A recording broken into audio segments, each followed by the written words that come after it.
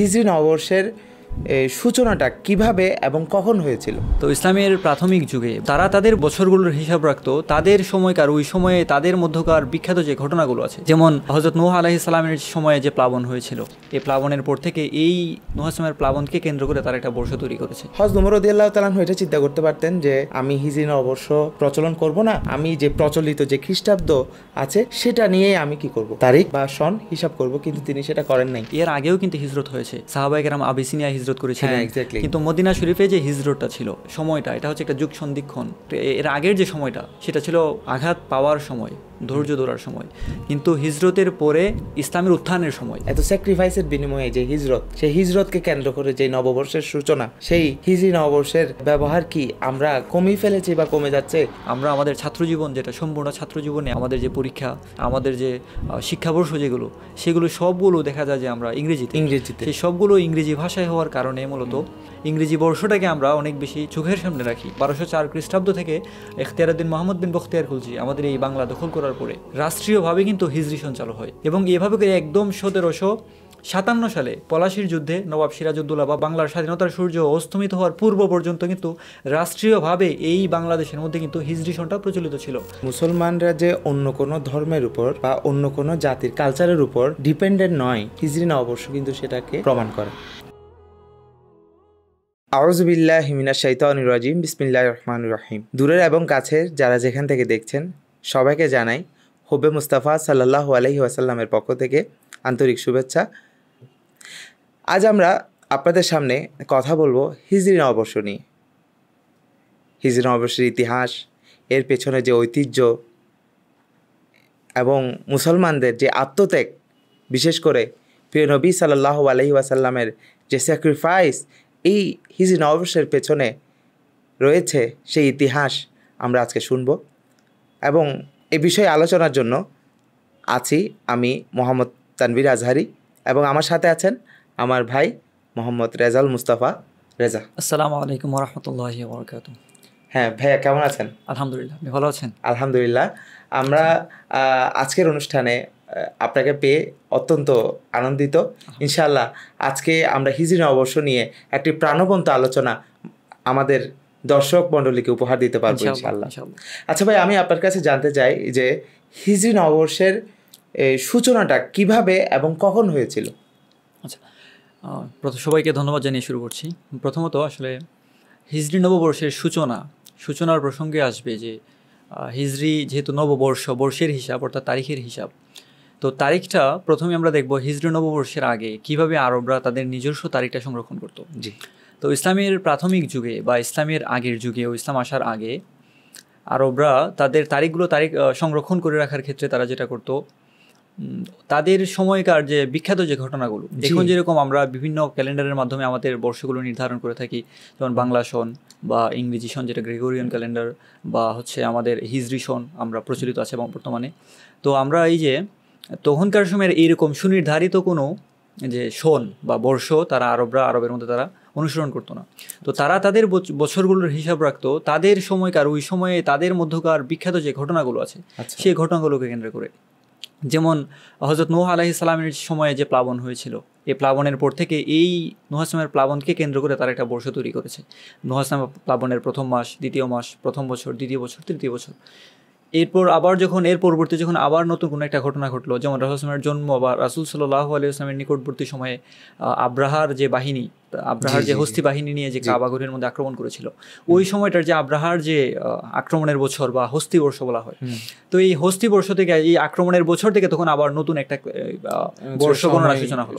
তখন তারা এই যে হস্তি বর্ষের প্রথম বছর, দ্বিতীয় বছর এইভাবে করে। আবার এরপর একটা সময় যখন হারবুল ফুজ্জার যখন অনুষ্ঠিত হলো, তখন এই হারবুল ফুজ্জারকে কেন্দ্র করে, যা হারবুল ফুজ্জারের প্রথম মাস, দ্বিতীয় মাস, প্রথম বছর, দ্বিতীয় বছর, এইভাবে করে তারা নতুন একটা সন গণনা শুরু করলো। তো এইরকমভাবে মূলত বা এই যে রাসূল সাল্লাল্লাহু আলাইহি ওয়াসাল্লাম যখন হিলফুল ফুজুল যখন প্রতিষ্ঠা করলেন, তখন হিলফুল ফুজুলকে কেন্দ্র করে আবার একটা নতুন বছর, যে হিলফুল ফুজুল প্রতিষ্ঠার প্রথম বছর, দ্বিতীয় বছর, এইরকমভাবে। তো কিন্তু সুনির্ধারিত বা সুনির্দিষ্ট এমন কোনো সন ছিল না যেটা আরবের সবাই এক বাক্যে মেনে নিবে বা আরবের সর্বজনীন যেটা সবাই অনুসরণ করে, এরকম সুনির্দিষ্ট সুনির্ধারিত কোনো বর্ষ আসলে তখন ছিল না। তো এভাবে করে রাসূল সাল্লাল্লাহু আলাইহি ওয়াসাল্লামের সময় আসলো। রাসূল সাল্লাল্লাহু আলাইহি ওয়াসাল্লাম যখন হিজরত করলেন, তখন স্বাভাবিকভাবেই হিজরতের মতো ঐতিহাসিক একটা ঘটনা, এই ঘটনাকে কেন্দ্র করেও একটা নতুন সাল প্রতিষ্ঠিত হলো। তখন এই হিজরতের পর থেকে হিজরতের 1 মাস, 2 মাস, 3 মাস এভাবে করে প্রথম বছর, দ্বিতীয়, তৃতীয় বছর করে নতুন আরেকটা সাল প্রবর্তিত হলো। এবং এই সালটা রাসূল সাল্লামের ওফাত পর্যন্ত এই সালটা ছিল। আবার হযরত আবু বকর সিদ্দিক রাদিয়াল্লাহু তাআলা যখন আসলেন, তখন কিন্তু আবার এই সে আগের যে ধারাবাহিকতা, সেই ধারাবাহিকতা রইল না।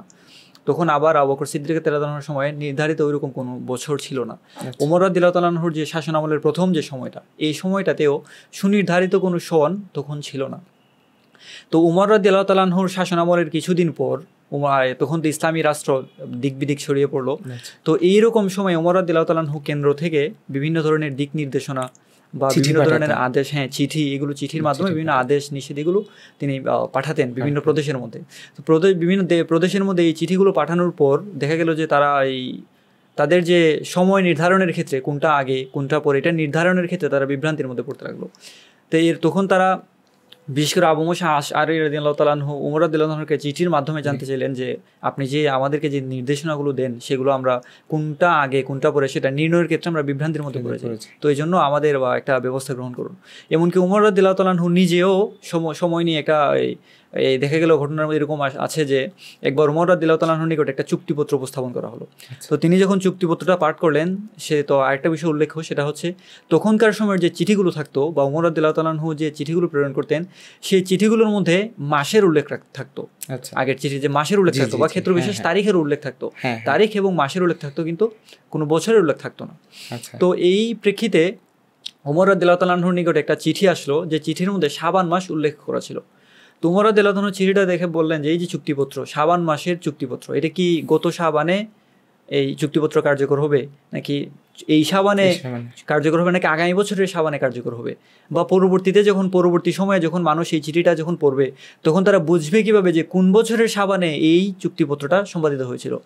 এই প্রেক্ষিতে তখন একটা সাহাবায়ে কেরামদেরকে নিয়ে সিদ্ধান্ত বসে, একটা পরামর্শ হয় যে কিভাবে সেই কোন বছর এটা যে চুক্তি দ্বারা সম্পাদিত হয়েছে সেটা কিভাবে নির্ণয় করা যায়। সেই নির্ণয়ের প্রেক্ষিতে তো একটা নতুন একটা সন, তখন যদিও বিভিন্ন সন ছিল, খ্রিস্টাব্দ সন তখন ছিল বা পারসিকদের বা এরকম সন ছিল, কিন্তু এই সমস্ত সন ব্যতি রেখে তখন মুসলমানদের স্বকীয়তার অংশ হিসেবে একটা নিজস্ব সংস্কৃতি, তাছাড়া আমরা ইসলাম মুসলমান সাধারণত অন্য ধর্মের সাথে সাদৃশ্য আমরা রাখি না আমরা সাদৃশ্য। তো এই জায়গা থেকে একটা নতুন সন প্রবর্তনের প্রয়োজনীয়তা থেকে মূলত একটা নতুন সন প্রবর্তন করা হলো। মাশাআল্লাহ রেজা ভাই, আমরা আপনার কাছ থেকে অত্যন্ত সমৃদ্ধ কিছু কথা আপনার কাছ থেকে শুনতে পেলাম। আপনার কথা থেকে আমরা এটাও বুঝতে পারলাম যে হিজরি নববর্ষ যদিও বা হযরত উমর রাদিয়াল্লাহু তাআলা আনহুর খেলাফত কালে শুরু হয়, কিন্তু এই যে মাসগুলো রয়েছে সেই মাসগুলো ব্যবহার কিন্তু আগে থেকেই ছিল, কিন্তু কোনো বাৎসরিক ক্যালেন্ডার ছিল না। তবে মহরম, সফর, রবিউল আউয়াল, রবিউল সানি এই মাসগুলো কিন্তু মুসলমানদের মধ্যে প্রচলিত ছিল। যাই হোক, মাশাআল্লাহ, আমি আপনার কাছ থেকে ভাইয়া জানতে চাই, সেটা হলো হযরত উমর রাদিয়াল্লাহু তাআলা আনহু যখন একটি হিজরি নববর্ষ প্রচলন করার প্রয়োজনীয়তা তিনি অনুভব করলেন, তখন তিনি তো সাহাবায়ে কেরাম নিয়ে ওনার যে ক্যাবিনেট ছিল সেই ক্যাবিনেট নিয়ে উনি বসেছিলেন। মানে কি ধরনের পরামর্শগুলা উঠে এসেছিল হিজরি নববর্ষ নিয়ে, এটা যদি আমাদেরকে একটু বলতেন। খুবই চমৎকার একটি বিষয়। আসলে হযরত উমর রাদিয়াল্লাহু তাআলা আনহু যখন সাহাবায়ে কেরামের সাথে পরামর্শ করলেন, তখন প্রথমত হচ্ছে যে কোন বছর চুক্তিটি সম্পাদিত হয়েছিল বা কোনো একটি নির্দেশ সেটি কোন বছর হয়েছিল, সেই বছরটা নির্ণয়ের ক্ষেত্রে প্রথমত সিদ্ধান্ত নেওয়া হলো যে একটি সন প্রবর্তন করা হবে। দ্বিতীয়ত যে বিষয়টি সামনে আসলো সেটি হচ্ছে যে এই যে একটা সন প্রবর্তন করা হবে সেটি কিসের ভিত্তিতে হবে বা কোন সময়টি থেকে একটি বছর গণনা শুরু করা হবে। এক্স্যাক্টলি। তখন এই বিষয়টা যখন আসলো, তখন সাহাবায়ে কেরাম বিভিন্ন ধরনের পরামর্শ দিলেন। এর মধ্যে একটা পরামর্শ ছিল এরকম যে রাসূল সাল্লাল্লাহু আলাইহি ওয়াসাল্লাম যে সময় জন্মগ্রহণ করলেন, রাসূল সাল্লাল্লাহু আলাইহি ওয়াসাল্লামের জন্মের সময় থেকে একটি বছর গণনা শুরু হবে। আবার কেউ পরামর্শ দিলেন যে রাসূল সাল্লাল্লাহু আলাইহি ওয়াসাল্লামের যে নবুয়ত যেদিন থেকে প্রকাশ পায়, যেদিন থেকে রাসূল সাল্লাল্লাহু আলাইহি ওয়াসাল্লাম ইসলামের দাওয়াত দেওয়া শুরু করেন, ওই সময় থেকে নতুন বর্ষ গণনা শুরু হবে। আবার কেউ প্রস্তাব করলেন যে রাসূল সাল্লাল্লাহু আলাইহি ওয়াসাল্লাম যেদিন এই পৃথিবী থেকে বিদায় নেন সেই দিন থেকে নতুন বছর গণনা শুরু হবে। আবার এমনও আছে যে এমনও প্রস্তাব ছিল যে রাসূল সাল্লামের মেয়ারাজ যেদিন হয়েছে সেই মেয়ারাজের সময় থেকে যে একটা নতুন বছর গণনা শুরু হবে। কিন্তু এই সমস্ত প্রস্তাবের মধ্য থেকে হযরত আলী রাদিয়াল্লাহু তাআলা আনহু তখন প্রস্তাব করেন যে যাতে করে হিজরতের যে সময়টা রাসূল সাল্লাল্লাহু আলাইহি ওয়াসাল্লাম যখন হিজরত করেন হিজরতের সময় থেকে যেন নতুন বছর গণনা শুরু হয়। এবং হযরত উমর রাদিয়াল্লাহু তাআলা আনহু সেই হিজরতের সময়টাকেই যে সত্য মিথ্যার পার্থক্যকারী হিসেবে সেই হিজরতটাকেই নতুন বর্ষ গণনার জন্য বেছে নেন। এরপর যে প্রশ্নটা সামনে আসে যে হিজরতের জন্য প্রথমত আমরা সময়টা তো ঠিক করলাম যে হিজরতের উপর হিজরতকে কেন্দ্র করে একটি নতুন বর্ষ প্রতিষ্ঠা করা হবে। এরপর প্রশ্ন আসলো যে কোন মাসের উপর ভিত্তি করে বছর গণনা শুরু হবে, কোন মাস থেকে বছর গণনা শুরু হবে।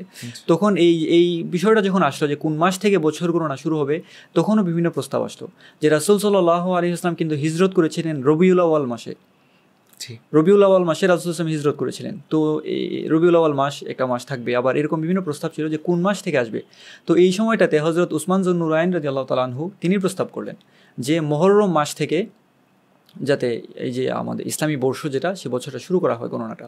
তো এর উপর ভিত্তি করে মুহররম মাসকে বছরের প্রথম মাস ধরে বছর গণনা শুরু হয়। এর পিছনে দুইটা কারণ ছিল। প্রথমত যদিও রাসূল সাল্লাল্লাহু আলাইহি ওয়াসাল্লাম রবিউল আউয়াল মাসে হিজরত করেছিলেন, কিন্তু রাসূল সাল্লাল্লাহু আলাইহি ওয়াসাল্লাম যে হিজরত করবেন সেই সংকল্প নিয়ত বা সেই প্রতিজ্ঞা রাসূল সাল্লাল্লাহু আলাইহি ওয়াসাল্লাম করেছিলেন কিন্তু মুহররম মাসে।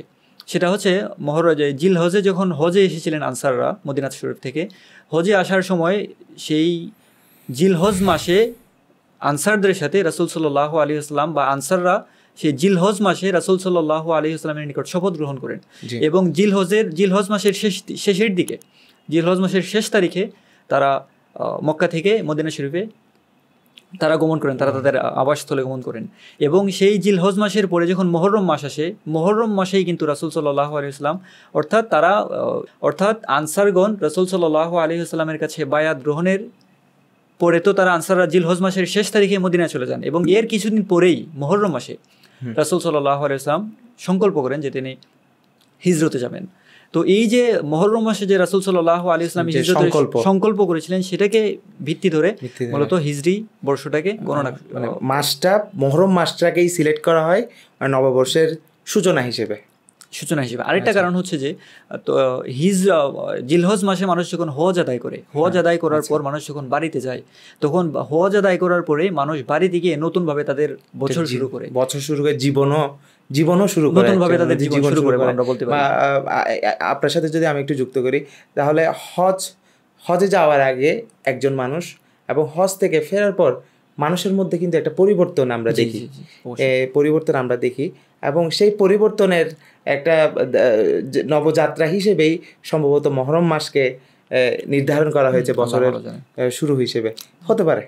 তো এভাবেই আসলে হিজরি সনটা সাহাবায়ে কেরাম বা হিজরতকে কেন্দ্র করে একটি নতুন বর্ষ প্রতিষ্ঠা করেন, যেটা রাসূল সাল্লাল্লাহু আলাইহি ওয়াসাল্লামের হিজরতের প্রায় 16 বা 17 বছর পরে হযরত উমর রাদিয়াল্লাহু তাআলা আনহু তখনও হিজরি সনের গণনাটা ছিল প্রাতিষ্ঠানিকভাবে বা রাষ্ট্রীয়ভাবে প্রাতিষ্ঠানিকভাবে হিজরি সনটা তখন থেকে গণনা শুরু হয়।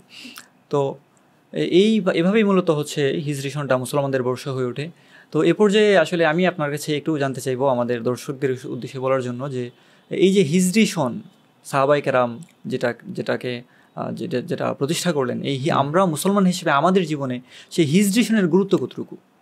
মুসলমানদের জীবনে হিজরি নববর্ষের একটি আলাদা গুরুত্ব রয়েছে, কারণ মুসলমানরা যে অন্য কোনো ধর্মের উপর বা অন্য কোনো জাতির কালচারের উপর ডিপেন্ডেন্ট নয়, হিজরি নববর্ষ কিন্তু সেটাকে প্রমাণ করে। হযরত ওমর রাদিয়াল্লাহু তাআলা আনহু এটাকে প্রবর্তন করেছেন। এর পূর্বেই কিন্তু মানে খ্রিস্টাব্দর কিন্তু প্রচলন কিন্তু পৃথিবীতে আগেই ছিল, কিন্তু দেখেন হযরত ওমর রাদিয়াল্লাহু তাআলা আনহু এটা চিন্তা করতে পারতেন যে আমি হিজরি নববর্ষ প্রচলন করব না, আমি যে প্রচলিত যে খ্রিস্টাব্দ আছে সেটা নিয়েই আমি কি করব, তারিখ বা সন হিসাব করব। কিন্তু তিনি সেটা করেন নাই। তিনি জাতিকে এই মেসেজটা দিতে চেয়েছেন যে আমরা পরিপূর্ণ একটি জাতি, আমরা কারো উপর ডিপেন্ডেন্ট নয়। এটা কিন্তু অনেক গুরুত্বপূর্ণ একটা মেসেজ আমাদের কাছে। এবং হিজরি নববর্ষ যখন থেকে শুরু হয়, এবং মুসলমানদের আমরা ইতিহাসের পর্যালোচনা করলে আমরা দেখতে পাই মুসলমানদের মধ্যে একটি নতুন একটা চেতনার একটা আবির্ভাব কিন্তু হয়েছিল। এবং সব কিছু যে একটা বছরের শুরু আছে, বছরের শেষ আছে, আগে কিন্তু সেটা ছিল না। মাসগুলো ছিল, কিন্তু একটা বছর কেন্দ্রিক যে একটা যে অ্যাক্টিভিটি সেটা কিন্তু ছিল না। সেটা যখন চালু হয়ে গেল, মুসলমানদের যে কাজের যে স্পিরিট সে কিন্তু অনেক গুণে বেড়ে গেল। সেভাবে সেই যুগ তখন থেকে শুরু করে আজ পর্যন্ত সেটা চলমান রয়েছে। মুসলমানদের জীবনে হিজরি নববর্ষের আলাদা একটি গুরুত্ব রয়েছে, কারণ এই হিজরি নববর্ষের সূচনার মাধ্যমেই আমরা পুরো বিশ্ববাসীকে এই মেসেজটাই দিয়েছি যে ইসলাম এটা একটা পরিপূর্ণ ধর্ম, এবং এটি কালচারালি কারো উপর ডিপেন্ডেন্ট নয়। আমাদের একটি নিজস্ব কালচার আছে, সেটাকে আমরা ওন করি। এবং হযরত উমর রাদিয়াল্লাহু তাআলা আনহু তো অর্ধ পৃথিবীর শাসনকর্তা ছিলেন। তো উনি শাসনকর্তা থাকা অবস্থায় উনার শাসন আমলে একটি হিজরি বর্ষ থাকবে না, এটাও কিন্তু মানানসই ছিল না। মানানসই ছিল না। এবং উনি ওনার বর্ষে বা ওনার আমলেই হিজরি নববর্ষের সূচনা হওয়াটা এটা মুসলমানদের জন্য একটা বিরাট ব্যাপার। এটাকে নিয়ে আমরা গর্বও করতে পারি যে অর্ধ পৃথিবী যিনি শাসন করেছেন তিনি আমাদের এই হিজরি নববর্ষের কালচার আমাদেরকে উপহার দিয়েছেন। এবং হলো ইসলাম একটি পরিপূর্ণ ধর্ম। আমরা পবিত্র কোরআনে আল্লাহ পাক জাল্লা শানহু আমাদেরকে বারবার সেটা স্মরণ করে দিয়েছেন। এবং ইসলামের পরিপূর্ণতা এটা নিয়ে আসার জন্য এই ইসলাম যে পরিপূর্ণ ধর্ম, এটা বিশ্ববাসীর কাছে মেসেজটা পৌঁছানোর যে জিম্মাদারি, সেটা কিন্তু যুগে যুগে সাহাবায়ে কেরাম, তাবিঈন, তবে তাবিঈন তাদের গবেষণার মাধ্যমে, তাদের কর্মের মাধ্যমে সেটাকে প্রমাণ করেছেন। এবং সেই তাদের যে কর্ম, আমাদের সালাফদের, আমাদের যারা আকাবে রয়েছে তাদের যে কর্ম, সেই কর্মের একটি অংশ হলো হিজরি নববর্ষ। এবং আজ পর্যন্ত মুসলমানরা এটিকে গুরুত্বের সাথে পালন করে আসছে, এবং এটি মুসলমানদের জীবনে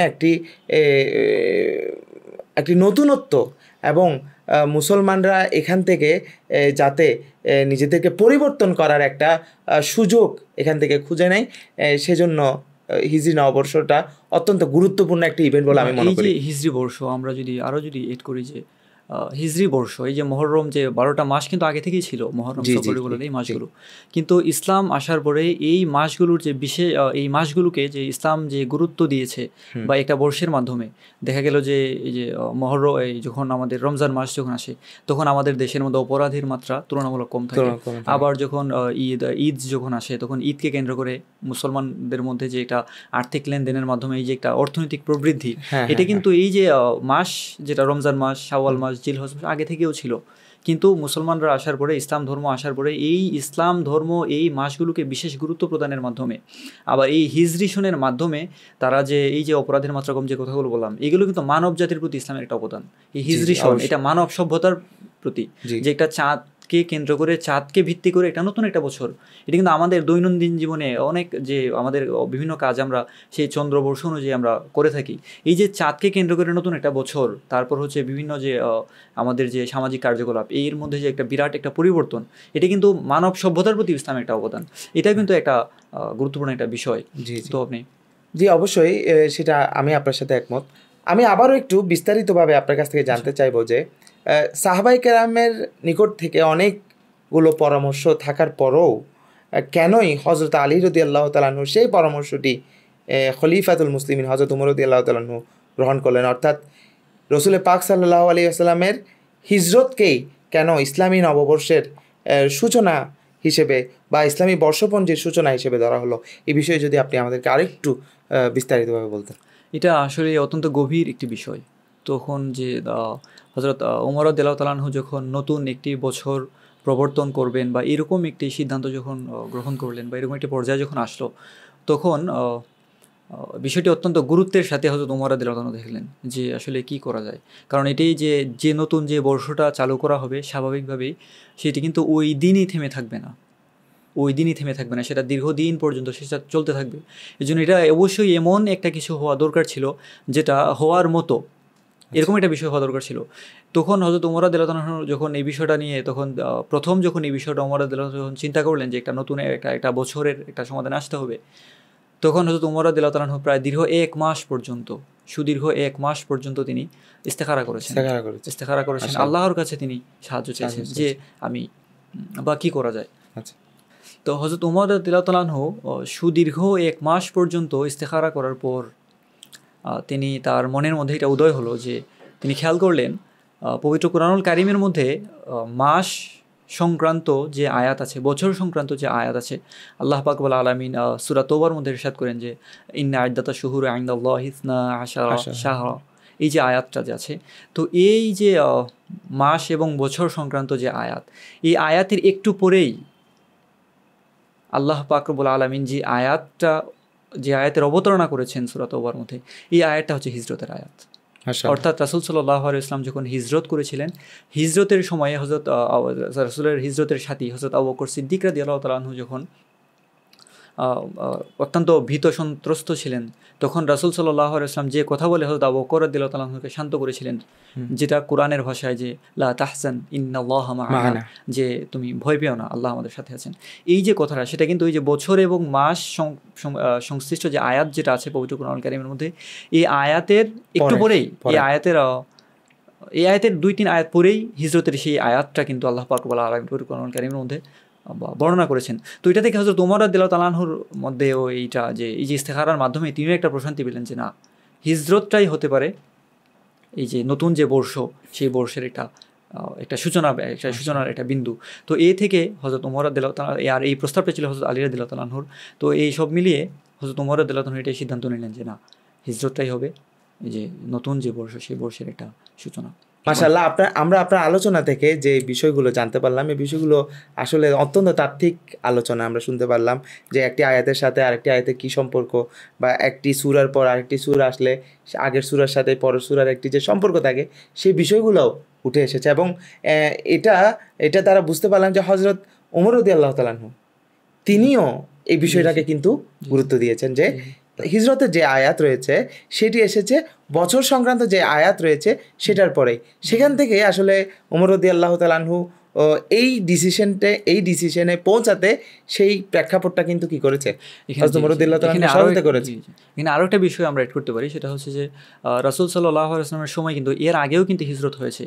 সাহাবায়ে কেরাম আবিসিনিয়া হিজরত করেছিলেন, কিন্তু এই হিজরতগুলো, এর আগের যে হিজরতগুলো ছিল, একদিকে সেই হিজরতগুলো বাধ্যবাধকতামূলক ছিল না, ফরজ ছিল না, আবশ্যক ছিল না, সেগুলো ছিল যাদের পক্ষে সুযোগ ছিল তারা হিজরতে গিয়েছে।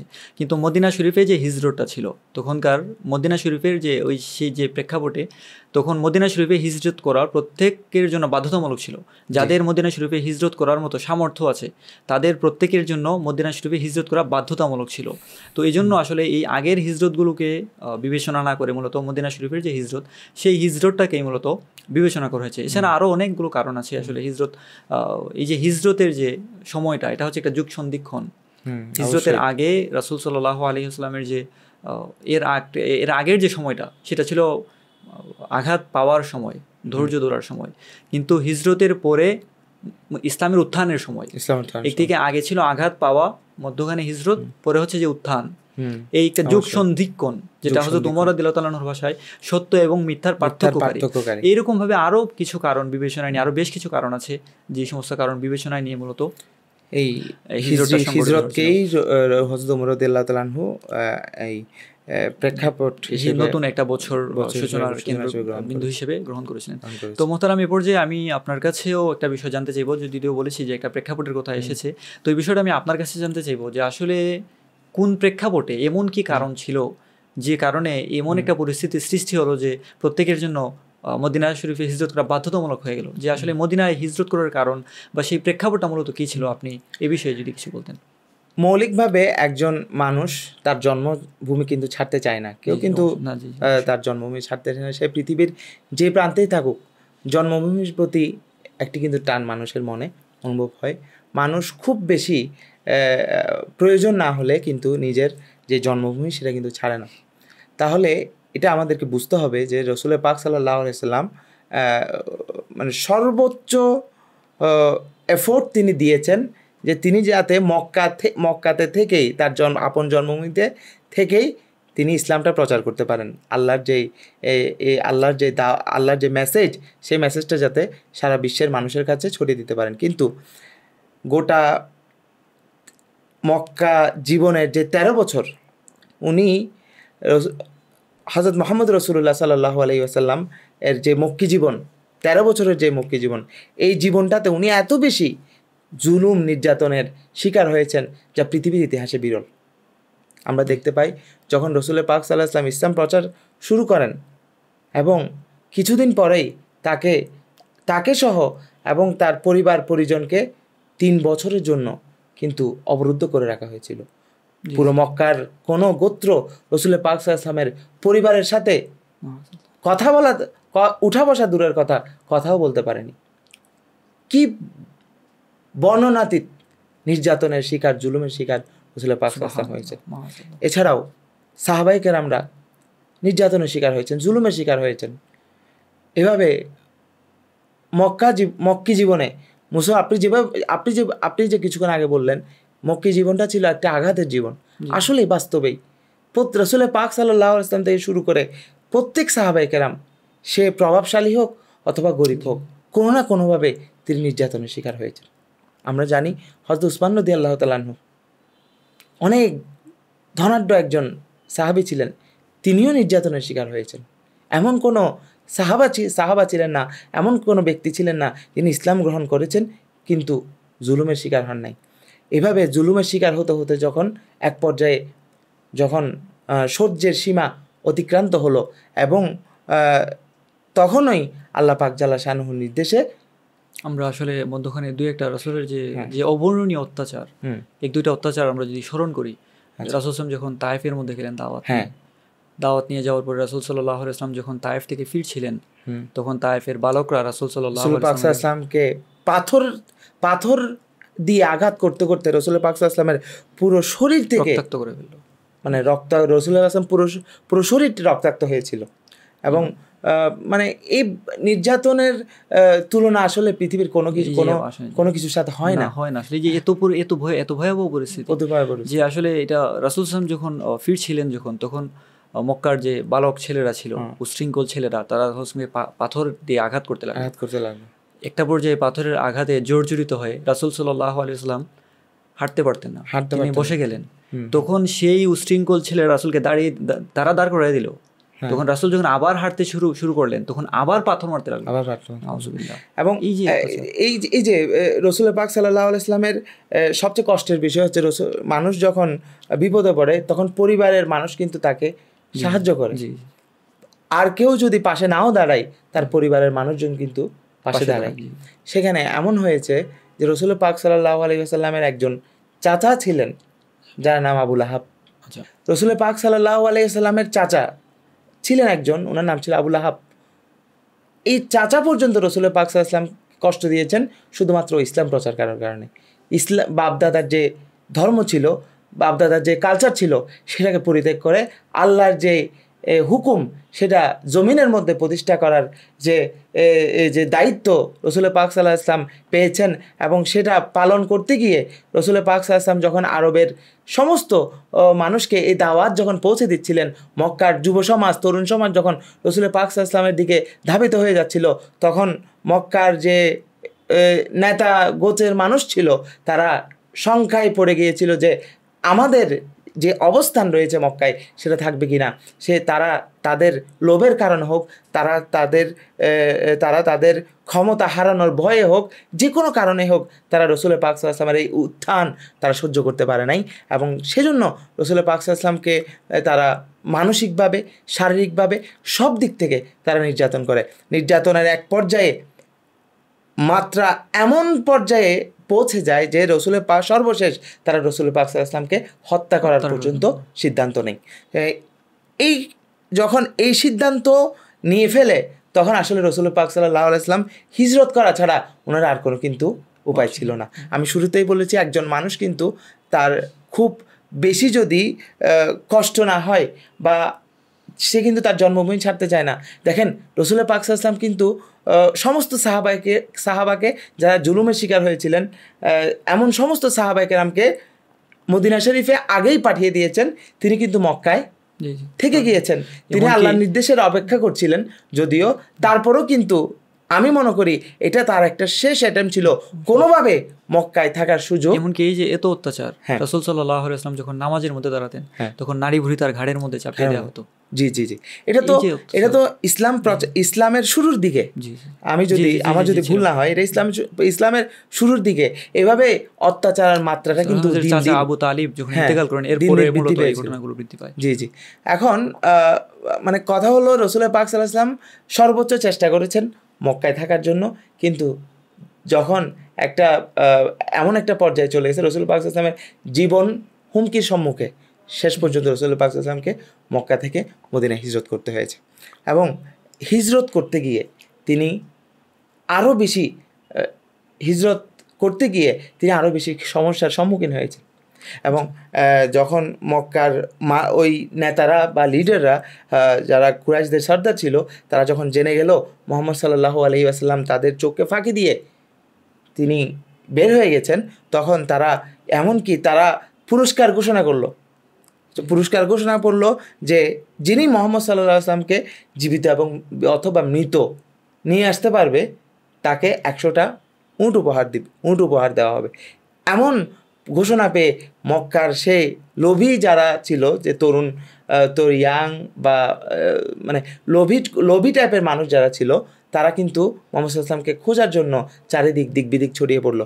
এবং এখানে কিন্তু আমরা একটা মোজেজাও, মানে একটা নয়, বারবার হিজরতের এই পথে যতক্ষণ না পর্যন্ত রাসূল পাক সাল্লাল্লাহু আলাইহি ওয়াসাল্লাম মদিনায় প্রবেশ করলেন, ততক্ষণ পর্যন্ত রাসূল পাক সাল্লাল্লাহু আলাইহি ওয়াসাল্লামের কাছ থেকে কিন্তু মোজেজা আমরা দেখেছি।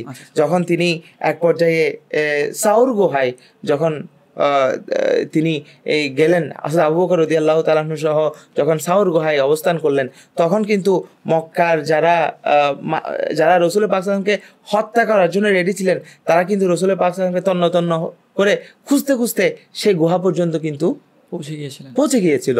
এবং কি এমন হয়েছিল, হযরত আবু বকর রাদিয়াল্লাহু তাআলা আনহু তাদেরকে দেখে একটু ভয় পেয়েছিলেন। আমরা সিরাতের কিতাব পড়তে গিয়ে এটা পেয়েছি যে হযরত আবু বকর রাদিয়াল্লাহু তাআলা আনহু এই ভেবে ভয় পায়নি যে তারা যদি গুহার দিকে তাকায় যে আমার ক্ষতি হয়ে যাবে, এই ভেবে ভয় পায়নি, বরং রাসূল পাক সাল্লাল্লাহু আলাইহি ওয়াসাল্লামের ক্ষতি হতে পারে এই ভেবে হযরত আবু বকর রাদিয়াল্লাহু তাআলা আনহু ভীত ছিলেন।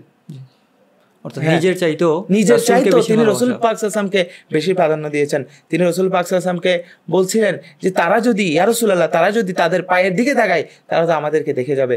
তখন রাসূল পাক সাল্লাল্লাহু আলাইহি ওয়াসাল্লাম আবু বকর রাদিয়াল্লাহু তাআলা আনহুকে সান্ত্বনা দিয়েছেন, তুমি চিন্তা করো না, আল্লাহ আমাদের সাথে আছেন, লা তাহজান ইন্নাল্লাহা মা'ানা।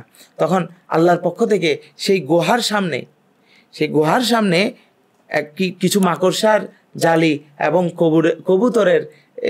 কবুতর ডিম পাওয়া গিয়েছিল, যা দ্বারা বোঝা গিয়েছিল যে এখানে কোনো মানুষ। তারা যখন এই গুহার মুখ পর্যন্ত এসে তারা যখন দেখলো যে এখানে মাকড়সার জালি, তারপর হচ্ছে কবুতরের ডিম, তখন তারা বললো যে অতি শীঘ্র এখানে কেউ প্রবেশ করে না। আবার কেউ কিন্তু বলছিল যে এখানে হয়তো কেউ থাকতে পারে, এবং অন্য কেউ আবার তাদেরকে থামিয়ে দিচ্ছিল, কিভাবে থাকতে পারে, এখানে তো মাকড়সার জালি, কেউ প্রবেশ করলে সেই জালটাকে ছিন্ন করে প্রবেশ করতে হবে। সো তারা ওখান থেকে ব্যাক করেছিল। এটা দ্বারা আমরা বুঝতে পারি যে কেউ যদি আল্লাহ পাক জাল্লা শানহুর যে অর্ডার, সেটা যদি খালেস নিয়তে ইখলাসের সাথে সেটা যদি পালন করে, আল্লাহর পক্ষ থেকে কিন্তু কি সাহায্য এসে যায়। এই ঘটনাই তার কিন্তু প্রমাণ।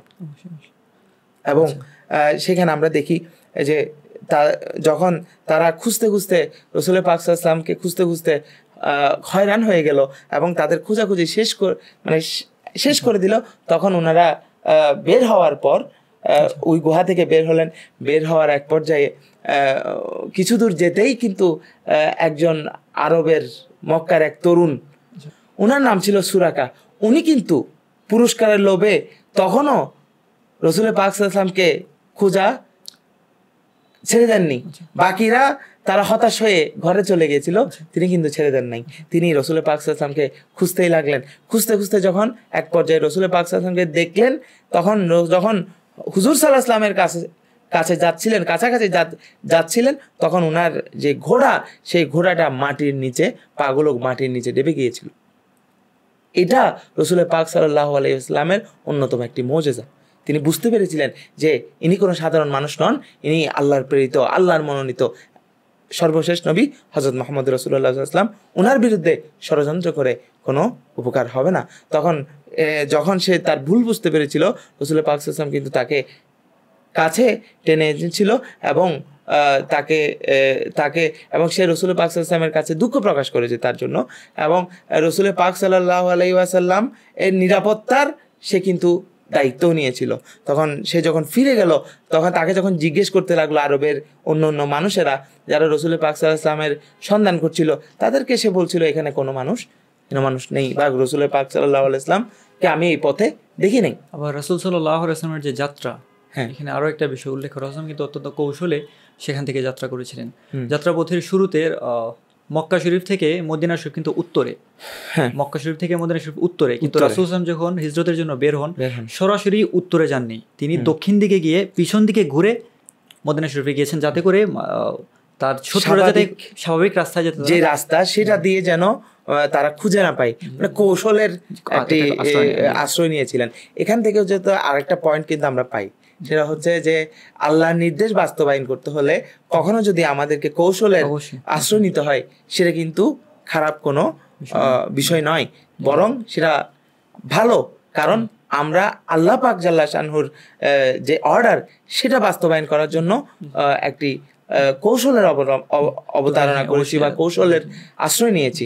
এটা আমাদেরকে অবশ্যই, আমরা তো অবশ্যই এটা সবাইকে খেয়াল রাখবো, সেই কৌশলটা ভালো কৌশল, কারো ক্ষতি করে প্রতারণা এইভাবে না, আমরা ভালো উত্তম পন্থায় আমরা প্রজ্ঞার সাথে উত্তম পন্থায় ইসলামী শরীয়ত যতটুকু কৌশল অবলম্বন করাকে অনুমোদন দেয়, সে জায়েজ পন্থায় আমরা কৌশল অনুসরণ করব। অবশ্যই এই ছিল মোটামুটি রাসূল পাক সাল্লাল্লাহু আলাইহি ওয়াসাল্লামের হিজরতের পটভূমি। এখন প্রশ্ন হলো, এই যে এত কষ্টের বিনিময়ে, এত স্যাক্রিফাইসের বিনিময়ে যে হিজরত, সেই হিজরতকে কেন্দ্র করে যে নববর্ষের সূচনা, সেই হিজরি নববর্ষের ব্যবহার কি আমরা কমিয়ে ফেলেছি বা কমে যাচ্ছে, বা এর পিছনের কারণ কি, যদি মুহতারাম একটু আমাদেরকে বলতে। আসলে এটি অত্যন্ত স্পর্শকাতর একটি বিষয় যে আমরা হিজরি সনের ব্যবহার আমরা মুসলমান যারা আছি, আমরা দেখা যায় কোন দিকে হিজরি সন আসে, কোন দিকে হিজরি সন যায় আমরা জানি না, বা আরবি কখন কোন মাস যায় আমরা সেটা জানি না। তো আসলে এটা অত্যন্ত স্পর্শকাতর একটা বিষয় এই হিসেবে যে এর আগেও কথাগুলো এসেছে যে এটা আমাদের নিজস্ব সংস্কৃতির একটা অংশ। আমরা আমাদের মুসলমানদের নিজস্ব স্বকীয়তা হিজরি সন, কিন্তু আমরা হিজরি সন যেটা আছে, আমরা হিজরি সন থেকে সরে গিয়ে আমরা অন্য যে সনগুলো আছে তুলনামূলক বেশি গুরুত্বের সাথে সেই সনগুলো আমরা পালন করছি, এটা লক্ষণীয়। তবে আমরা বলতে পারি বা এটাই বলা যায় যে আসলে হিজরি সনের ব্যবহার দিনে দিনে বা তুলনামূলক কম আমরা করি, যেটা মোটেও হওয়া উচিত ছিল না। তো এর পিছনে যে কারণ, প্রথমত কারণ হচ্ছে যে এর বেশ কিছু কারণ রয়েছে। এর মধ্যে প্রথমত যে আমরা আল্লাহ এবং তার রাসূল সাল্লাল্লাহু আলাইহি ওয়াসাল্লাম বা সাহাবায়ে কেরামের যে পথ, সেই পথ থেকে আমরা আসলে দূরে সরে গেছি। রাসূল সাল্লাল্লাহু আলাইহি ওয়াসাল্লামের কথা ছিল যে আলাইকুম বিসুন্নতি ওয়া সুন্নাতিল খুলাফায়ে রাশিদিন, যে তোমরা আমার সুন্নতের অনুসরণ করো এবং আমার খুলাফায়ে রাশিদা যারা আছে তাদের যে সুন্নত, তাদের যে প্রচলিত পদ্ধতি, তাদের অনুসরণ করো। এবং এই যে হিজরি সন, সাহাবায়ে কেরাম যারা আছেন, হযরত ওমর রাদিয়াল্লাহু তাআলা আনহুর সময়ে সকল সাহাবায়ে কেরামের ঐক্যমতে এই হিজরি সনের প্রতিষ্ঠা। সকল সাহাবায়ে কেরাম এই হিজরি সন যারা তখন জীবিত ছিলেন, তারা এই হিজরি সন ব্যবহার করেছেন। তো এই যে হিজরি সন, আমরা এই যে আমাদের মুসলমান হিসেবে আমাদের দায়িত্ব ছিল রাসূল সাল্লাল্লাহু আলাইহি ওয়াসাল্লামের সুন্নতের পাশাপাশি এই যে সাহাবায়ে কেরাম যেটার চর্চা করেছেন, সেটা আমরা প্রতিনিয়ত আমাদের সেটা চর্চা করা। কিন্তু দেখা যায় যে আমরা আসলে বর্তমানে এই হিজরি সনের চর্চা আমরা করছি না। আমাদের এর মধ্যে আমরা এই যে রাসূল সাল্লাল্লাহু আলাইহি ওয়াসাল্লাম বা সাহাবায়ে কেরামের সুন্নত থেকে দূরে সরে যাওয়া, বা বিশেষ করে আমাদের যে দৈনন্দিন কার্যাবলী, আমাদের যে বিশেষ করে আমরা যারা এই ছাত্র হয়ে যারা বেড়ে উঠেছি, যারা আমাদের বা মোটামুটি যুবক বয়স পর্যন্ত যারা আমরা বড় হই, আমরা আমাদের ছাত্রজীবন, যেটা সম্পূর্ণ ছাত্রজীবনে আমাদের যে পরীক্ষা, আমাদের যে ক্লাস শুরু হওয়া, আমাদের যে শিক্ষাবর্ষ সেগুলো সবগুলো দেখা যায় যে আমরা ইংরেজিতে, সেই সবগুলো ইংরেজি ভাষায় হওয়ার কারণে মূলত আমরা এই যে হিজরি সন থেকে মূলত এখানে আমরা হিজরি ইংরেজি বর্ষটাকে আমরা অনেক বেশি চোখের সামনে রাখি, যেটা আমরা আরবি বর্ষটাকে যেভাবে আমরা এভাবে রাখি না। তাছাড়া আবার এই যে রাসূল সাল্লাল্লাহু আলাইহি ওয়াসাল্লামের যে হিজরতের যে ঘটনা বা এই যে হিজরি সনের যে তাৎপর্য, হিজরি সনের পিছনে লুকিয়ে থাকা যে ইতিহাস, একদিকে এই যে হিজরি সনের একটা যুগ সন্ধিক্ষণ, একদিকে নির্মম অত্যাচার, অপরদিকে মুসলমানদের উত্থান, অর্ধ পৃথিবীর শাসক হয়ে ওঠার যে ইতিহাস, এই যে একটা এই হিজরত একই সাথে উভয় বিষয়টাকে একত্রিত করে আমাদের যে ঐতিহ্য, একদিকে আমরা যে সকল বিপদে আমরা ধৈর্য ধরেছি, যে বিপদে ধৈর্য ধরার ইতিহাস, অপরদিকে অর্ধ পৃথিবীর শাসক হয়ে ওঠার ইতিহাস, এই উভয়ের যুগ সন্ধিক্ষণে যে হিজরি সন, এই হিজরি সনের যে বিশাল তাৎপর্য, এই হিজরি সনের যে ইতিহাসটা আমরা মূলত জানি না। এই ইতিহাসটা যদি আমরা জানতাম তাহলে হয়তো আমরা আরও অধিকারে যদি আমরা সাধারণ মানুষের কাছে যদি আমরা ইতিহাসের যে হিজরতের তাৎপর্যটা আমরা যদি পৌঁছাতে পারতাম, তাহলে হয়তো হিজরি সনটা আমরা আরও অধিকারে আমাদের মধ্যে সেই চর্চাটা থাকতো। তাছাড়া আরও যে বিষয়টা দেখা যায় যে রাষ্ট্রীয় পর্যায়ে অত্যন্ত গুরুত্বপূর্ণ একটা ভূমিকা। আমাদের রাষ্ট্রীয় পর্যায়ে হিজরি সনের ব্যবহার নাই বললেই চলে। শুধুমাত্র ঈদ আসলেও দেখা যায় যে আমরা আরবি তারিখ আসলে আমরা আরবির চেয়ে বরং বা ইংরেজি তারিখটা বেশি খুঁজি, যে ইংরেজি কত তারিখ। তো এই জন্যই যে রাষ্ট্রীয় পর্যায়ের বা যত নির্দেশনা যেগুলো আসে, এই সমস্ত ক্ষেত্রে ইংরেজি তারিখের যে আধিক্য, সেই আধিক্যটা থাকার কারণে মূলত দেখা যায় যে আমরা আসলে এইভাবে বা এরকম বিভিন্ন কারণে মূলত হিজরি সনের ব্যবহার দিনে দিনে কমে যাচ্ছে বা আমাদের মধ্যে হিজরি সনের ব্যবহারটা তুলনামূলক কম। আচ্ছা মুহতারাম, আমি তো কারণটা জানলাম কেন আমাদের মধ্যে হিজরি নববর্ষের বা হিজরি সনের ব্যবহারটা কমে যাচ্ছে। এখন আমরা এই পরিস্থিতি থেকে কীভাবে উত্তরণ হতে পারি? এটিও অত্যন্ত গুরুত্বপূর্ণ একটি বিষয়। সেটি কারণ হচ্ছে এই যে হিজরি সন, এটা মূলত আমাদের ঐতিহ্যের সন। আমরা যারা মুসলিম যারা আছে, আমাদের সন, এটা আমাদের ঐতিহ্য, এবং আমাদের ঐতিহ্যকে আমাদেরকেই রক্ষা করতে হবে, আমাদের ঐতিহ্যটাকে আমাদেরকে রক্ষা করতে হবে। এবং এই জন্য আমরা আমাদের দায়িত্বে হিজরি সনের ব্যবহার, আমরা প্রতিনিয়ত যদি হিজরি সনের খোঁজখবরটা রাখি। উদাহরণস্বরূপ আমাদের ধর্মীয় প্রান্ত থেকে যদি বলি, আমাদের যে প্রতিনিয়ত আমাদের এলাকাগুলোর মধ্যে প্রোগ্রাম হয়, বিভিন্ন ওয়াজ মাহফিল হয়, ওয়াজ মাহফিলের তারিখ যে আমরা যখন প্রচার করি তখন কিন্তু অনেক বড় ইংরেজি তারিখটা অনেক বড় করে দিই। সেখানে যদি আমরা আরবি তারিখটাকে বড় করে দিই, এটা কিন্তু একটা আরবি সনের ব্যবহারের একটা প্রচলন বৃদ্ধি পাবে। বা আমাদের যে বিবাহের তারিখগুলো, আমরা ইংরেজি তারিখটা ফলো করি, সেখানে যদি আমরা মুসলমান হিসেবে আমাদের বিবাহের তারিখটা ইংরেজিটা বলার আগে আরবি তারিখটা বলি, আমরা ইংরেজি তারিখ যে পহেলা জানুয়ারি না বলে আমরা যদি বলি পহেলা মুহররম, তখন যদি স্বাভাবিকভাবে হয়তো যেহেতু ইংরেজির বছরের প্রচলন যেহেতু বেশি, একজন জানতে চাইবে তাহলে ইংরেজি কত তারিখ পড়ে, তখন তো এটা হয়ে যাবে। বা আরবির সাথে আমরা ইংরেজিটা বললাম, কিন্তু আরবিটাকে যদি আমরা প্রথমে বলি যে আরবি হচ্ছে যে রবিউল আউয়াল মাসের এত তারিখে বিবাহ, সফর মাসের এত তারিখে আমার প্রোগ্রাম, বা এইরকমভাবে আমাদের যে কোনো অনুষ্ঠান হোক বা যে কোনো ধরনের প্রোগ্রাম হোক, সেমিনার হোক, বা আমাদের যে দিনলিপি লিখি, আমাদের ডায়েরির মধ্যে অনেক সময় আমরা অনেক লেখা লিখি, সেখানে আমরা ইংরেজি তারিখটাই আমরা দিই সাধারণত। সেখানে আমরা নিজেরাই যদি আমরা আরবিটা ব্যবহার করি, এবং এটা আমাদেরকে করতে হবে। অন্য কেউ হিজরি সনের ব্যবহারটা অন্য কেউ প্রচলন করবে সেটা না। হিজরি সনের ব্যবহার, আমরা যদি হিজরি সনের প্রচলনটা বৃদ্ধি করতে চাই, সেটা আমাদেরকেই করতে হবে। এই ব্যবহারগুলোর সূচনা আমাদের থেকে শুরু করতে হবে। এবং জি, কারণ অন্য কারো কাছ থেকে বা আলাদা হওয়ার জন্য, অথবা অন্য কারোর সাথে যেন সাদৃশ্য হয়ে না যায় মুসলমানরা, সেজন্যই তো মুসলমানদের স্বকীয়তাটা অন্য জাতির কাছে স্পষ্ট করার জন্যই তো হিজরি নববর্ষের সূচনা। কিন্তু সেই জায়গা থেকে যদি আমরা নিজেরাই সরে যাই, অন্য কোনো জাতি এসে তো আমাদেরকে কি করবে না, আমাদের সংস্কৃতিকে, আমাদের কালচারকে পৃথিবীতে এস্টাবলিশ করবে না।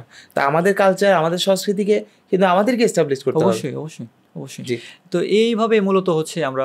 আর তাছাড়া আরও একটা বিষয় আমরা যদি লক্ষ্য করি, সেটা হচ্ছে যে হিজরি সন, যে সময়টিতে হিজরি সন প্রবর্তিত হয়, সেই সময় কিন্তু খ্রিস্টাব্দ যে সন, হযরত ঈসা আলাইহিস সালামের জন্মের সময়কে কেন্দ্র করে যে সন, সেই সনটাও কিন্তু প্রচলিত ছিল।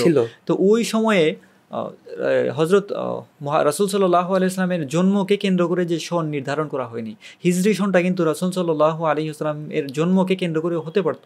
কিন্তু এই রাসূল সাল্লাল্লাহু আলাইহি ওয়াসাল্লামের জন্মকে কেন্দ্র করে হিজরি সনটা প্রবর্তিত না হওয়ার পিছনে একটা কারণ হচ্ছে খ্রিস্টাব্দ যে সন, সেটা কিন্তু হযরত ঈসা আলাইহিস সালামের জন্মকে কেন্দ্র করে। এখন হিজরি সনটাও যদি রাসূল সাল্লাল্লাহু আলাইহি ওয়াসাল্লামের জন্মকে কেন্দ্র করে হয়, এখানে কিন্তু খ্রিস্টাব্দ সনের সাথে একটা সাদৃশ্য হয়ে যায়। আবার এই যে খ্রিস্টাব্দ সন যেটা আছে, সেই সনটা তখন বিদ্যমান ছিল, কিন্তু সেই খ্রিস্টাব্দ সনটা আমাদের নিজস্ব সন না মুসলমানদের, এবং মুসলমানদের নিজস্ব সন না হওয়ার কারণে একটা স্বকীয়তা বজায় রাখার জন্য মুসলিম ছাড়া অন্য জাতির সাথে একটা পার্থক্য রাখার জন্য কিন্তু হিজরিশনের প্রতিষ্ঠা। তো এইরকমভাবেই অন্য জাতির থেকে পার্থক্য রাখার জন্য কিন্তু এই প্রতিষ্ঠা, হিজরিশনের প্রবর্তন। তো এরপরেও আমাদের একটা নির্দিষ্ট সন থাকার পরেও আমরা যদি তারিখের জন্য অন্য একটা জাতির কাছে আমরা যদি মুখাপেক্ষি হই, এটা আসলে আমাদের জন্য যায় না। এই জন্য আমাদের নিজের অবস্থান থেকে হিজরেশনের প্রতি আমাদেরকে ঘুরে আসতে হবে। হিজরেশনের ব্যবহার প্রচলনটা আমাদের নিজেদেরকে, অথচ হওয়ার কথা ছিল অন্যান্য জাতি গোষ্ঠী আমাদের প্রতি মুখাপেক্ষি হওয়ার কথা ছিল। আজ সব কিছু থাকার পরও কালচারালি, একাডেমিক্যালি, মানে সব কিছু থাকার পরও আমরা কেন জানি মুসলমানরা দিন দিন অন্য জাতির প্রতি মুখাপেক্ষি। এই যে প্রসঙ্গটা আপনি এর আগেও আপনি বলেছিলেন যে ইসলাম হলো একটা পূর্ণাঙ্গ দিন, আল-ইয়াওমা আকমালতু লাকুম দীনাকুম ওয়া আতমামতু আলাইকুম নি'মাতি ওয়া রাদিতু লাকুমুল ইসলামা দীনা। এই যে আয়াত, আল্লাহ পাক রব্বুল আলামিন সুস্পষ্ট ঘোষণা, আল্লাহ পাক রব্বুল আলামিনের একদম সুস্পষ্ট ঘোষণা যে ইসলাম হচ্ছে একটা পূর্ণাঙ্গ একটা দিন। আমি একদম পুঙ্খানুপুঙ্খ অনুবাদে আমি যাচ্ছি না, এই আয়াতের মাধ্যমে যে মেসেজ, এই যে পূর্ণাঙ্গ দিন হিসেবে তারিখ গণনার ক্ষেত্রেও কিন্তু এটা আমাদের জন্য একটা পূর্ণাঙ্গ একটা পূর্ণাঙ্গ জীবন ব্যবস্থার একটা অংশ। তো এই অংশ হিসেবে আমরা তারিখ গণনার ক্ষেত্রে যেহেতু আমাদের নিজস্ব তারিখ সন আছে, সেক্ষেত্রে আমরা নিজেরাই যদি ব্যবহার না করি, তাহলে আসলে এইটার যে হিজরি সনের যে প্রচলন, এটা আসলে আসবে না। এই জন্য আমরা নিজেদের থেকে যদি আমরা উদ্যোগ নিই, নিজেদের থেকে আমাদের জীবনের প্রতিটি ক্ষেত্রে আমরা যদি সেই হিজরি সনকে ব্যবহার করি, আমরা আশা করতে পারি যে হিজরি সনের ব্যবহার অতি দ্রুত ইনশাল্লাহ আবারও সেই আগের গৌরবে ফিরে আসবে ইনশাল্লাহ।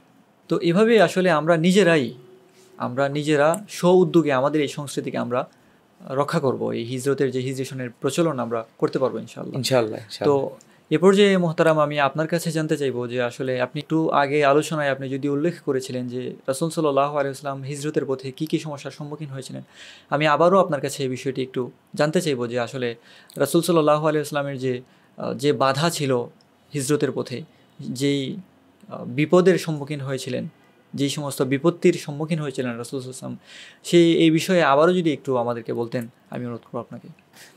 রাসূল পাক সাল্লাল্লাহু আলাইহি ওয়াসাল্লামের যে হিজরত, সেটি পুরোটাই রাসূল পাক সাল্লাল্লাহু আলাইহি ওয়াসাল্লামের জন্য কিন্তু চ্যালেঞ্জ ছিল। সর্বপ্রথম চ্যালেঞ্জ ছিল হিজরতের সিদ্ধান্ত নেওয়া। সিদ্ধান্ত যখন চূড়ান্ত হয়ে গেল, যখন তিনি হিজরত করার জন্য বের হবেন, তখন কিন্তু রাসূল পাক সাল্লাল্লাহু আলাইহি ওয়াসাল্লামের লাইফ কিন্তু সম্পূর্ণ একটি রিস্কের মধ্যে ছিল। আরবের প্রত্যেকটা গোত্র একমত হয়েছিল যে তারা শেষ নবী হযরত মুহাম্মদ রাসূলুল্লাহ সাল্লাল্লাহু আলাইহি ওয়াসাল্লামকে হত্যা করবেন। নাউযুবিল্লাহ। এখন যখন এই সিদ্ধান্ত নিয়ে ফেললো, এই সিদ্ধান্তর উপরে গিয়ে তাদের চোখকে ফাঁকি দিয়ে মদিনায় যাওয়া, এটি কিন্তু চারটিখানি কোনো বিষয় ছিল না। সবশেষে সারা আরবের চোখ তখন রাসূলের দিকে, সারা পুরো আরবের চোখ কিন্তু রাসূল পাক সাল্লাল্লাহু আলাইহি ওয়াসাল্লামের দিকে। সেই এমন পরিস্থিতিতে আল্লাহ পাকের সাহায্যে রাসূল পাক সাল্লাল্লাহু আলাইহি ওয়াসাল্লাম কিন্তু তার নিজের ঘরে হযরত আলী রাদিয়াল্লাহু তাআলা আনহুকে রেখে তিনি কিন্তু তাদের চোখে ধুলা দিয়ে মক্কা শরীফ ত্যাগ করার পর যখন তিনি রাতের আঁধারে সফর করছিলেন, সকাল হতেই কিন্তু এই খবরটা পৌঁছে গেল যে আরবের সর্বত্র পৌঁছে গেল যে রাসূল পাক সাল্লাল্লাহু আলাইহি ওয়াসাল্লাম মক্কা ত্যাগ করেছেন।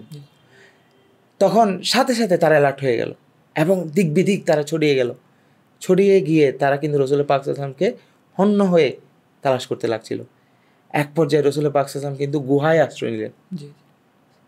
আমরা জানি সে গুহার নাম ছিল সাউর গুহা। সেখানে আশ্রয় নিলেন এবং এটাও সম্ভাবনা ছিল যে কাফেররা যে কোনো মুহূর্তে এসে সেই গুহা থেকে রাসূল পাক সাল্লাল্লাহু আলাইহি ওয়াসাল্লামকে মক্কায় ফিরিয়ে নিতে পারেন, বা সেই গুহায় যে ওনারা যে আছেন সেটা যে কোনো মুহূর্তে তারা জেনে যেতে পারে, সেরকম পরিস্থিতি কিন্তু ছিল। সেই চ্যালেঞ্জ নিয়ে তিনি গুহায় অবস্থান করলেন। সেখান থেকে আল্লাহ পাক জাল্লা শানহু সেখানে আল্লাহ পাক জাল্লা শানহুর সাহায্য ওনাদের জন্য আসলো।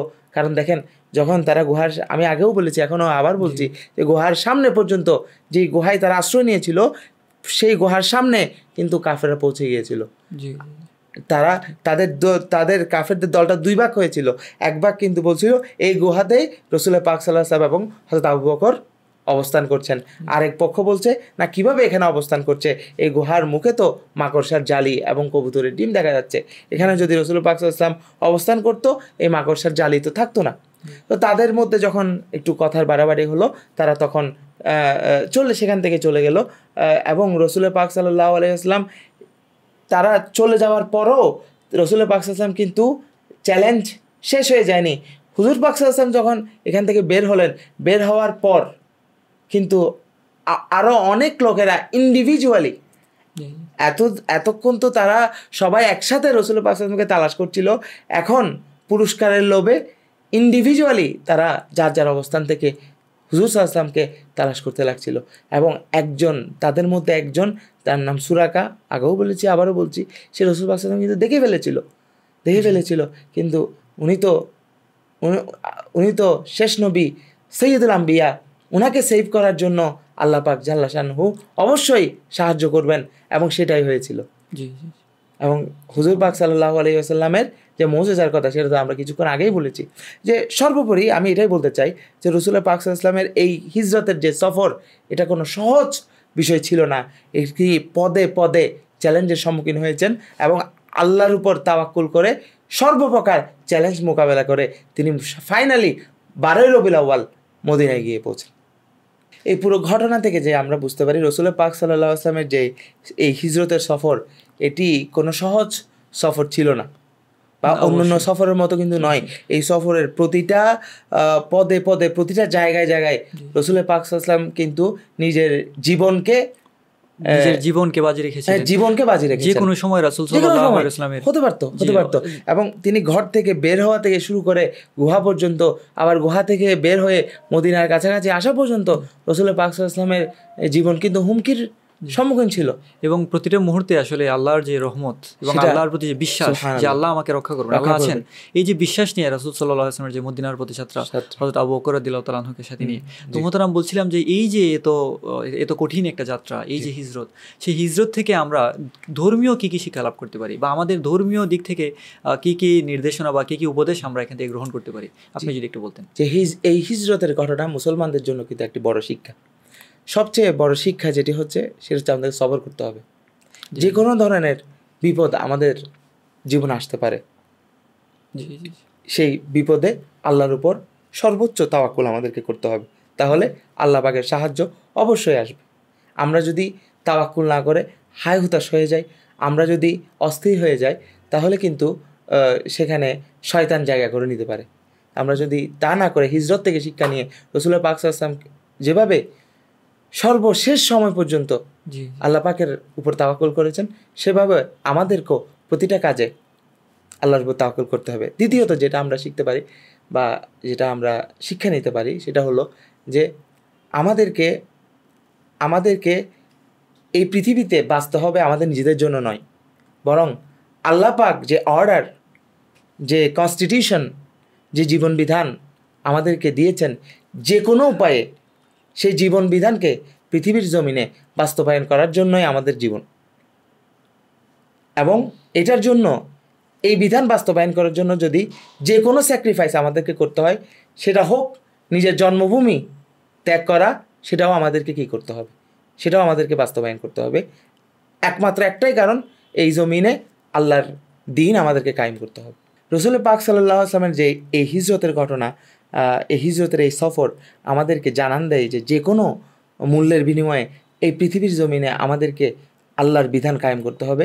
আর এই বিধান কায়েমের জন্য যদি আমার নিজের মাতৃভূমিও আমাকে পরিত্যাগ করতে হয় সাময়িক সময়ের জন্য, তাহলে সেটাও আমাকে করতে হবে। তো প্রথমত আমাদেরকে যে বিষয়টা খেয়াল রাখতে হবে, সেটা হচ্ছে ইসলামী যে বর্ষ হযরত ওমর রাদিয়াল্লাহু তাআলা প্রবর্তন করেছেন, সেই বর্ষটাকে কিন্তু, সেই বর্ষ নির্ধারণের জন্য হিজরতকে নির্ধারণ করা হয়েছে, এই হিজরতের চেতনাকে বাস্তবায়নের জন্য।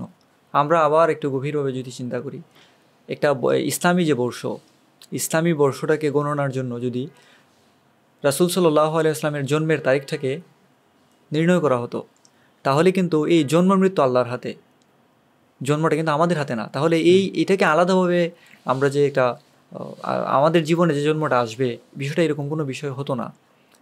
অথবা যদি মেয়ারাজকে কেন্দ্র করে যদি একটা নতুন বর্ষ যদি ধরা হতো, মেয়ারাজ কিন্তু আমাদের হাতে না, আমরা চাইলেই কেউ মেয়ারাজে যেতে পারবে না, এটা রাসূলের জন্য নির্দিষ্ট।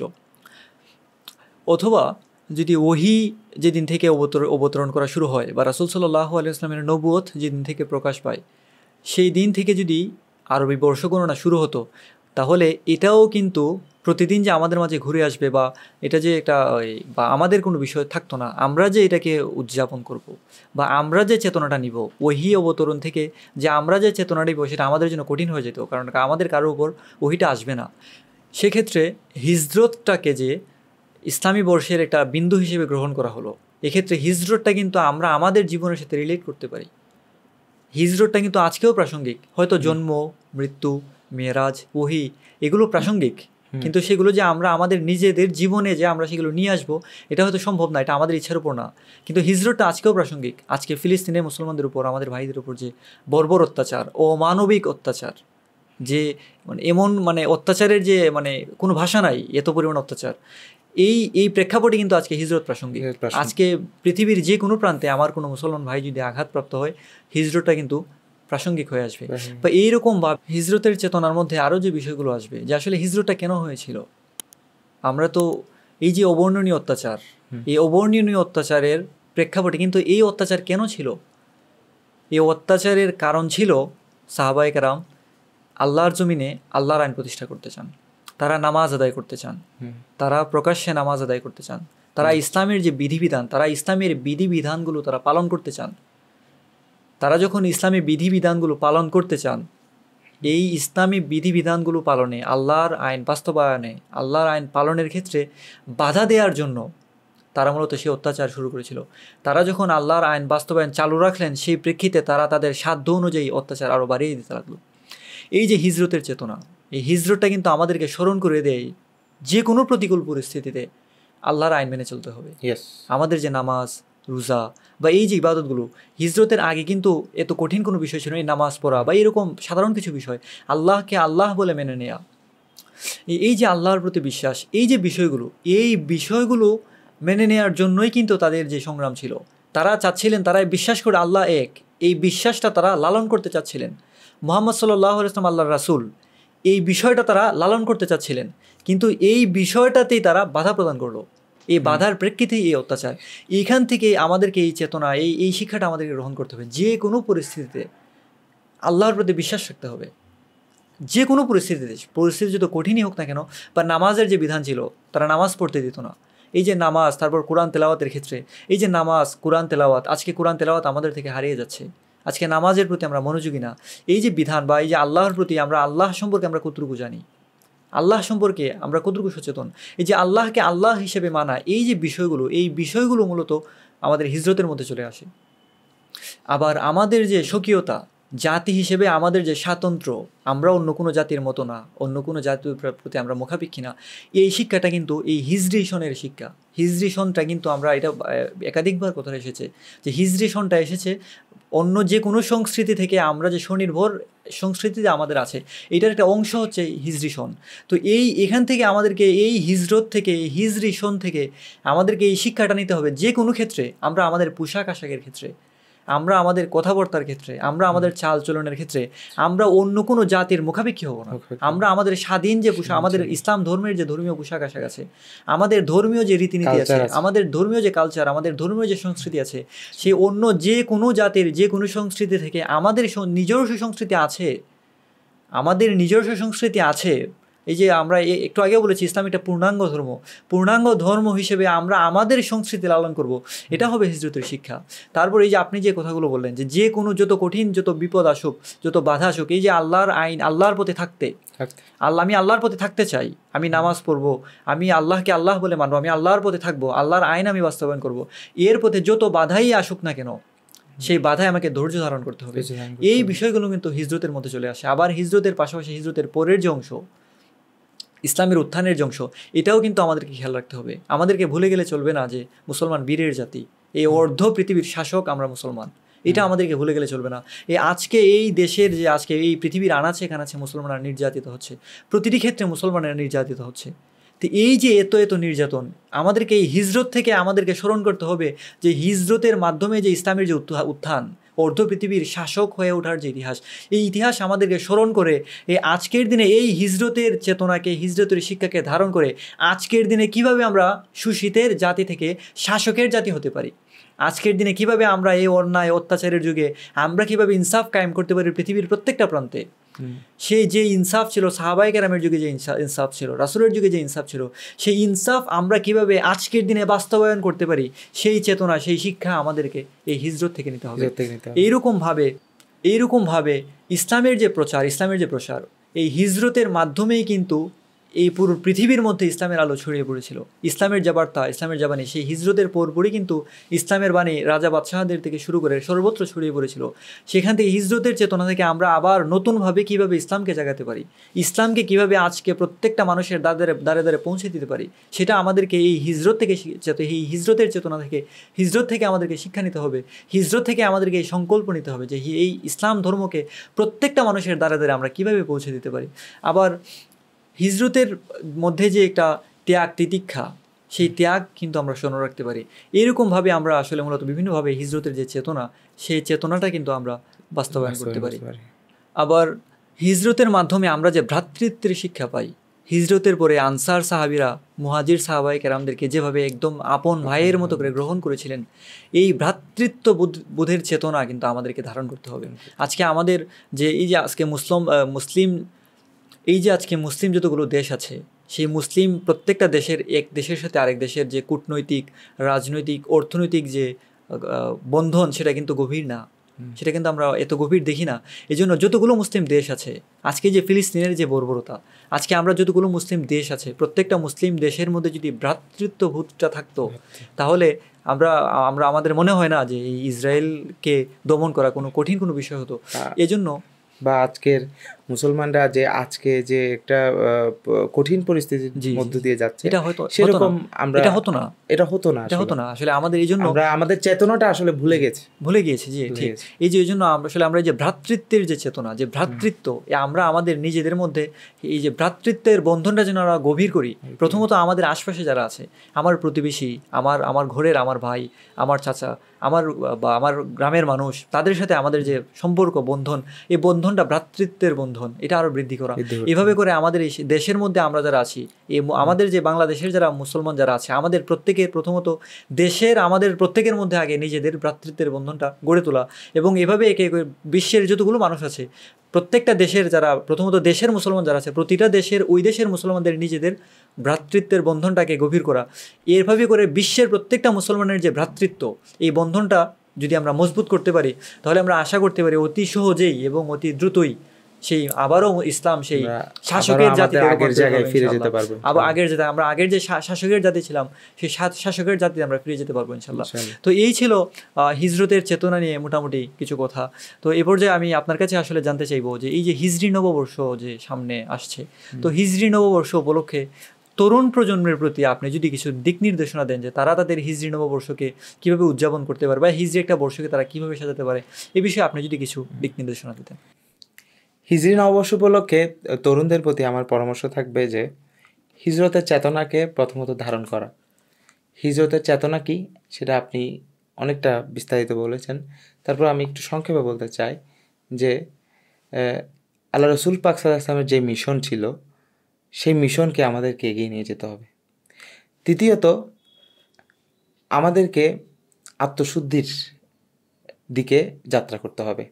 যে হজের মাসের পরেই কিন্তু মুহররম মাসের আগমন।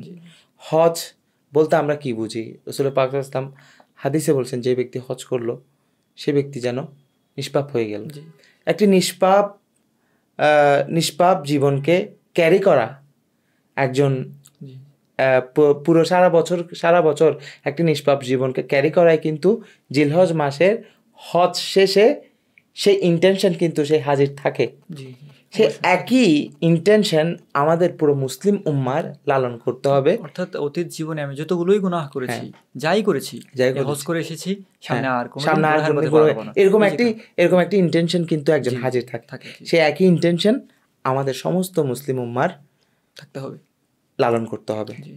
এবং জিলহজ শেষে মুহররমের আগমন, সেটাই কিন্তু আমাদেরকে বার্তা দেয় যে আমাদেরকে অতীতের সব অপরাধ, সব ভুল, সব ভ্রান্তিতে পিছনে ফেলে আমাদেরকে নতুনভাবে এগিয়ে যেতে হবে।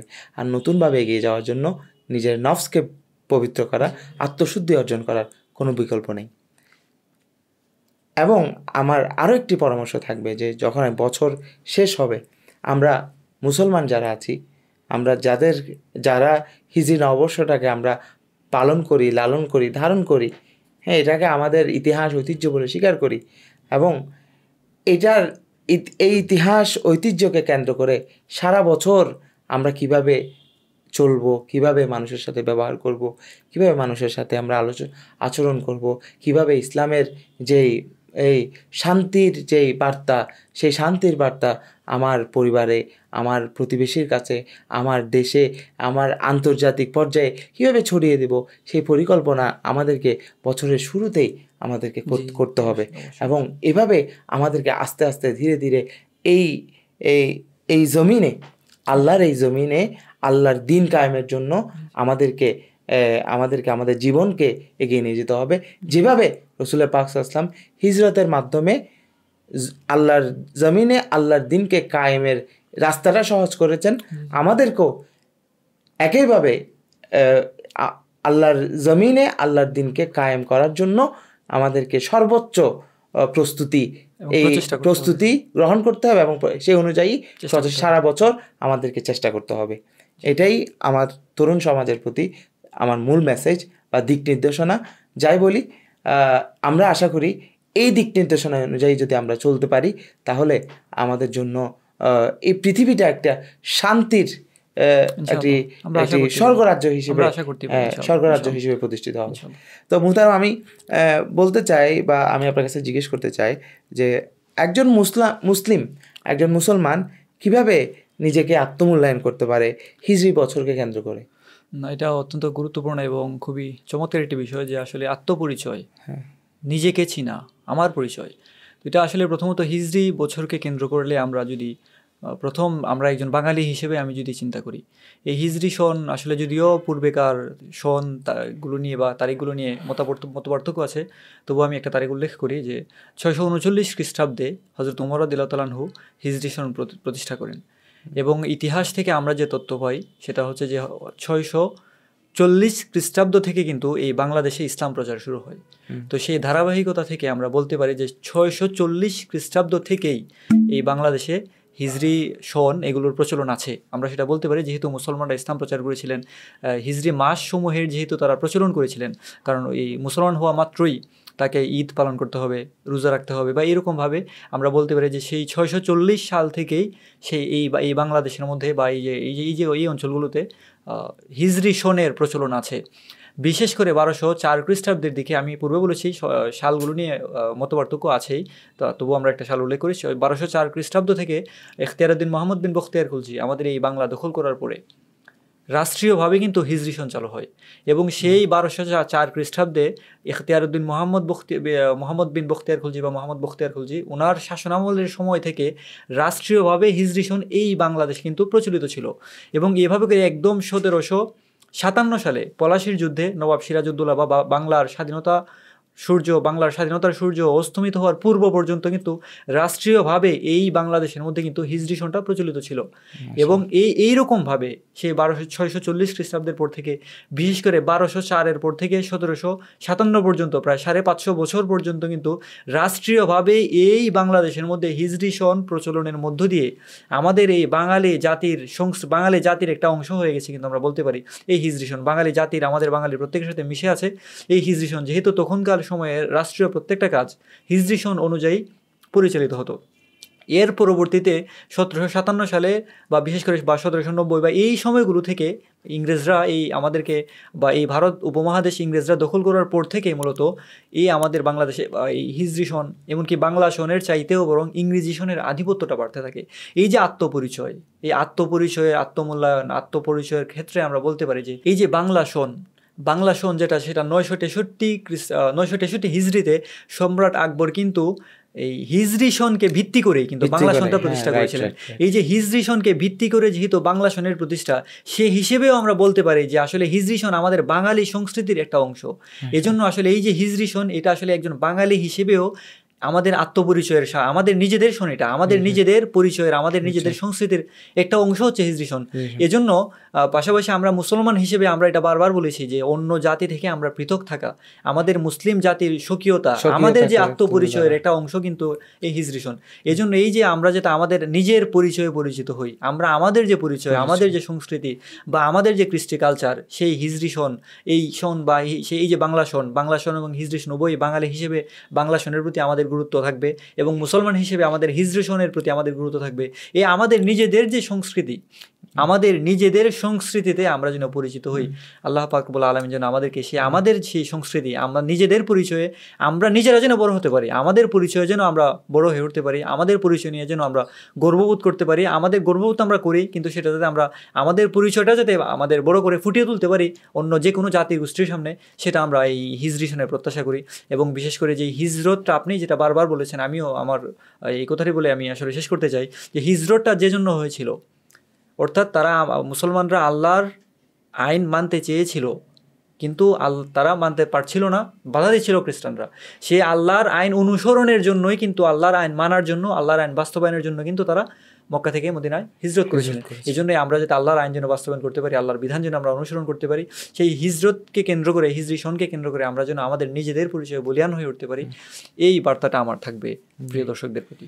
জি, আলহামদুলিল্লাহ, আমরা দীর্ঘক্ষণ এই বিষয়ের উপর আলোচনা করলাম, অনেক বিষয় উঠে এসেছে, আরও অনেক কিছু আসলে জানার আছে, কিন্তু এই সময়ের কারণে আজকে আমরা অনেক বিষয় সম্পর্কে, এই হিজরি নববর্ষ রিলেটেড অনেক বিষয় আমাদের হয়তো আলোচনায় আসেনি, সামনে এগুলো আসবে ইনশাল্লাহ, আমরা এটা প্রত্যাশা করি।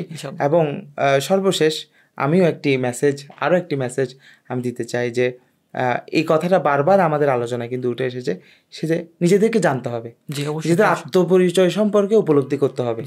মানে আমাদের মাঝে যেন হীনমন্যতা কাজ না করে যে আমরা অন্য জাতি থেকে কালচারালি পিছিয়ে বা আমাদের মধ্যে কালচার বলতে কিছু নাই, এই বিষয়গুলো যেন আমাদের মধ্যে কাজ না করে, এটা কিন্তু আমাদেরকে খেয়াল রাখতে হবে। এবং এই বিষয়ে আমি আরও একটি বিষয় অ্যাড করতে চাই, সেটি হচ্ছে যে প্ল্যাটফর্মের মাধ্যমে আমরা আমাদের এই আজকের কথাগুলো আমরা বললাম, হুব্বে মুস্তফা, সেই প্ল্যাটফর্মের এই প্ল্যাটফর্ম যেন আমরা আমাদের আত্মপরিচয়ের ক্ষেত্রে আমরা যাতে নিজেদেরকে চিনা, নিজেদেরকে জানা, বা এই হিজরতের যে চেতনা ইসলামী বা এই ইসলাম প্রতিষ্ঠা করা, এই প্রতিষ্ঠার বাস্তবায়নের জন্য হুব্বে মুস্তফা এই প্ল্যাটফর্ম যেন কাজ করতে পারে, আমি বিনীতভাবে আল্লাহর কাছে দোয়া করছি এবং আমি এটা প্রত্যাশা করছি। যে এই যে হুব্বে মুস্তাফার কথা যেহেতু বললেন, দেখেন হিজরি নববর্ষের সাথে কিন্তু হুব্বে মুস্তাফা বিষয়টা কিন্তু সম্পর্কিত।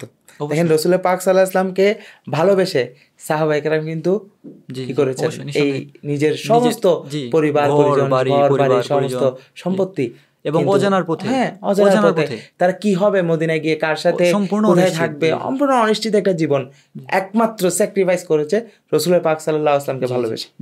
তো এই মেসেজটা আমরা তরুণ সমাজকে দিতে পারি যে আমাদেরকে সবচাইতে প্রায়োরিটি দিতে হবে আমাদের প্রিয় নবী সাল্লাল্লাহু আলাইহি ওয়াসাল্লামকে, ওনার ভালোবাসাকে হৃদয়ে স্থান দিতে হবে। এটাই হিজরি নববর্ষের আমি মনে করি মূল। হিজরি নববর্ষ থেকে যদি আমি কোনো পজিটিভ অ্যাচিভমেন্ট যদি আমার থাকে, এটাই হচ্ছে আমার মূল পজিটিভ মূল পাওয়া, যেটা নবী করিম সাল্লাল্লাহু আলাইহি ওয়াসাল্লামের ভালোবাসা। আল্লাহ পাক সবাইকে ভালো রাখুক, সুস্থ রাখুক। ইনশাল্লাহ আবারও সামনে আমাদের বিভিন্ন বিষয়ে আমরা আবার আপনাদের সামনে উপস্থিত হব আমাদের প্রিয় হুব্বে মুস্তাফা প্ল্যাটফর্ম থেকে। এ পর্যন্তই। আসসালামু আলাইকুম ওয়া রাহমাতুল্লাহি ওয়া বারাকাতুহু।